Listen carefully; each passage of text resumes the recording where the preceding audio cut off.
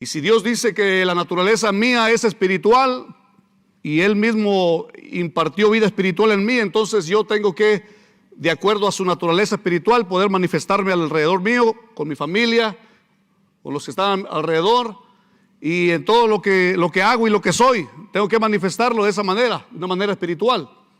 Y de una manera espiritual, pero libertada, ¿verdad? El Señor nos ha hecho libres, según nos dice la Escritura, ¿verdad? En San Juan 8:32, y conoceréis la verdad, y la verdad os hará libres.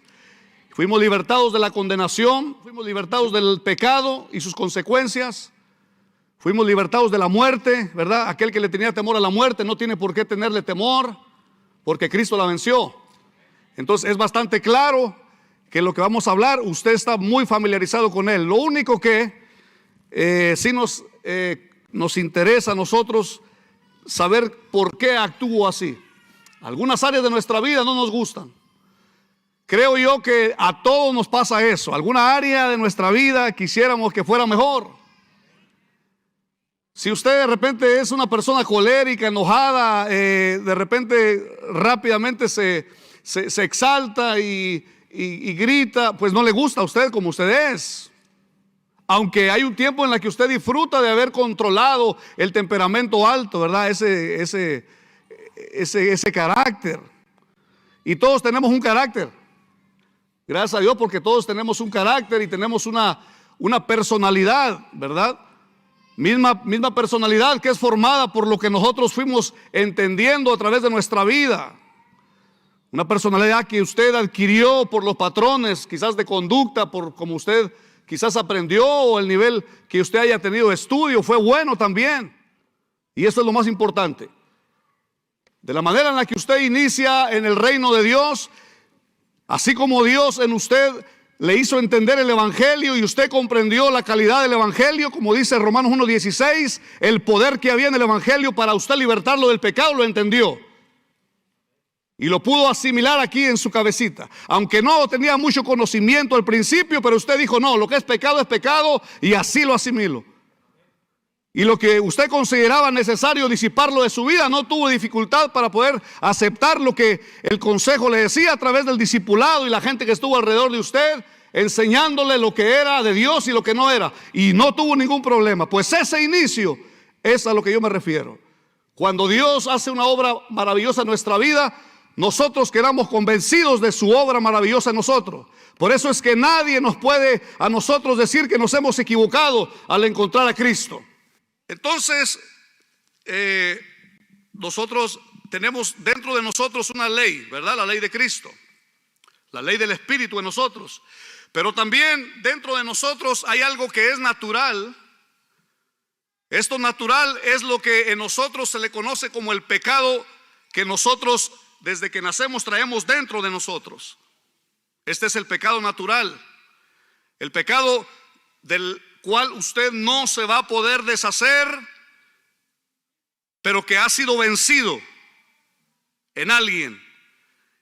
Y ese pecado que ha sido vencido en alguien ha sido en la persona de Cristo. Él venció el pecado. Ahora entonces, si Cristo venció el pecado y llevó el pecado de la humanidad en sus hombros, entonces yo debo de entender que si estoy en Él, yo debo de creer que puedo mantenerme, mi vida puede estar completamente dependiendo de Él para yo mantener mi libertad. Cuando usted está en Dios, comprende esa dinámica del reino de Dios y del reino de las tinieblas, de modo que el reino de las tinieblas va usted ya relegándolo, ¿verdad?, a una segunda posición. Ya no es el que gobierna nuestra vida, porque el reino de Cristo vino a su vida, vino a su ser. Y eso es lo que usted experimenta. Por eso es que usted, cuando fue libertado del pecado y de la muerte, no tuvo temor a enfrentar nada. No le tuvo temor a nada. Usted tuvo capacidad para hacer lo que en su propia virtud como hombre o su propio mérito no pudo haber hecho jamás. Lo que usted alcanzó en Cristo a hacer, no lo pudo haber hecho jamás usted solo. Si hablamos de vicios, ¿cuánto llegamos con vicios al Señor? Si hablamos de problemas, de circunstancias en las que nosotros nos encontramos antes de venir al Evangelio, sabíamos que teníamos ese problema, que era drogadicto, la prostitución, el que era mentiroso, el que le gustaba, el que era lascivo, todo aquel pecado que nosotros traemos en nuestro ser ya innato y desde nuestro nacimiento. Todo eso a nosotros nos encarceló, nos puso presos. Hasta que Cristo vino a nuestra vida, entonces nosotros pudimos ver que en Cristo había una nueva vida. Y usted lo experimentó, lo vivió, se regocijó. Saltaba usted como corderito de la manada, en las alabanzas se regocijaba. Y usted estaba en la casa de Dios o en alguna célula, en algún estudio, compartía con los hermanos, se iba y invertía bastante tiempo haciendo la obra de Dios y no se le hacía desgaste, ni mucho menos pérdida de tiempo. La pregunta es: ¿qué ha pasado? Quiere decir entonces que ante aquello santo en lo cual nosotros nos deleitamos también hay una oposición y la tengo que reconocer. Eso es lo que me va a costar en esta tarde asimilar. Si yo ya no me gozo en lo que me gozaba, si yo ya no siento satisfacción por estar en la casa de Dios y poder hacer lo que antes hacía, algo está mal, algo anda mal. Y lo tengo que reconocer, porque al no reconocerlo, al no entender que esta lucha me está ganando, estoy arriesgándome un poquito. Porque hay quienes llegan un tiempo en la que después de haber gozado del Evangelio y de las mieles del Evangelio, comienzan a sentir cierto enfriamiento espiritual, a sentirse tibios, ya no se gozan. Y usted dice: oye, pero ¿por qué aquel hermano ya no está en la obra? ¿Por qué aquel se fue? Y empezamos nosotros a ver que hay gente que comienza y ya no lo ves, se aparta, se va, alguna vez hasta la iglesia. ¿Usted está seguro de su salvación? Porque nosotros, dentro de nosotros, tenemos una lucha que se expresa afuera, ¿verdad?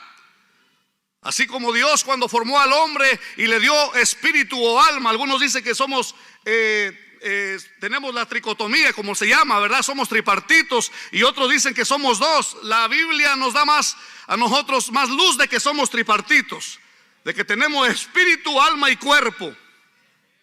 Entonces tenemos que aprender que Dios a nosotros nos dio vida para poder nosotros tener lo que ahora tenemos aquí afuera en nuestro cuerpo. Usted se toca y usted dice: yo estoy vivo. Pero cuando su alma está hambrienta y está afligida en su espíritu, le dice que hay algo que no está bien. También es el Espíritu Santo dictando en la ley de su espíritu en usted, diciéndole: algo necesitas cambiar. La lucha interna nos lleva a nosotros nuevamente cautivos a una condición de pecado, donde nosotros nos sentimos miserables por nuevamente reincidir. ¿Qué es lo que afecta? El yo no tener sensibilidad a lo que el Señor me ha dado. ¿Dónde reconozco? ¿Dónde inicia el conflicto? El conflicto inicia en su interior.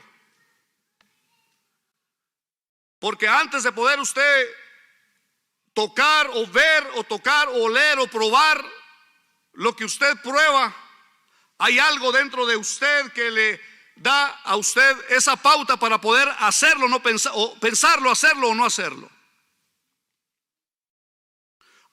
¿Usted cree que tenemos un poquito de tiempo para poder decidir tomar una decisión o no antes de tomar lo que tomamos?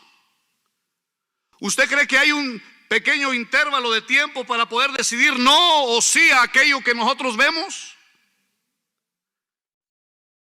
Alguien dijo: si en esta noche Dios llegara a tocar la puerta de tu corazón y te encuentra en una condición, lo más seguro es que si suena tu teléfono no estés en el cielo, si te tocara morir.